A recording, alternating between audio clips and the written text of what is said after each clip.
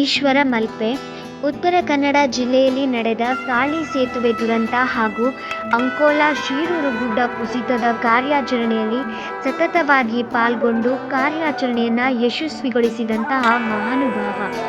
ಯಾವುದೇ ದುಡ್ಡಿನ, ಸನ್ಮಾನದ ಹಾಗೂ ಹೀರೋಯಿಸಂನ ಅಪೇಕ್ಷೆಯನ್ನು ಬಯಸದೆ ಹಗಲು ರಾತ್ರಿ ಎನ್ನದೇ ಶ್ರಮವಹಿಸಿ ಅನಾರೋಗ್ಯಕ್ಕೆ ತುತ್ತಾಗಿರುವ ತನ್ನೆರಡು ವಿಕಲಚೇತನ ಮಕ್ಕಳನ್ನು ಮತ್ತು ಕುಟುಂಬದವರನ್ನೆಲ್ಲ ಬಿಟ್ಟು ತನ್ನ ಜೀವದ ಹಂಗು ತೊರೆದು ನೀರಿನಾಳಕ್ಕಿಳಿದು ಹಲವು ದಿನಗಳ ಕಾಲ ಉತ್ತರ ಕನ್ನಡ ಜಿಲ್ಲೆಯಲ್ಲೇ ವಾಸವಾಗಿದ್ದು ತನ್ನವರೆಂಬ ಭಾವದಿಂದಲೇ ಕಾರ್ಯಾಚರಣೆಯನ್ನು ನಡೆಸಿ ಕೇರಳದ ಅರ್ಜುನ್ ರವರ ವಾಹನವಿರುವ ಸ್ಥಳವನ್ನು ಪತ್ತೆ ಹಚ್ಚುವಲ್ಲಿ ಪ್ರಮುಖ ಪಾತ್ರವಾಗಿದ್ದಂತಹ ಹಾಗೆ ಉಳಿದವರಾದ ಅಂಕೋಲಾದ ಜಗನ್ನಾಥ್, ಲೋಕೇಶ್ ರವರನ್ನ ನದಿಯಾಳದಲ್ಲಿ ಹುಡುಕುವ ಕಾರ್ಯದಲ್ಲಿ ಭಾಗಿಯಾಗಿದ್ದಂತಹ ಮನುಷ್ಯತ್ವವನ್ನೇ ಮೈಗೂಡಿಸಿಕೊಂಡಿರುವಂತಹ ಈಶ್ವರಣ್ಣನವರಿಗೆ ಹಾಗೂ ಅವರ ತಂಡಕ್ಕೆ ದೇವರು ಆರೋಗ್ಯ, ಆಯುಷ್ಯ ಕೊಟ್ಟು ಕರುಣಿಸಲಿ.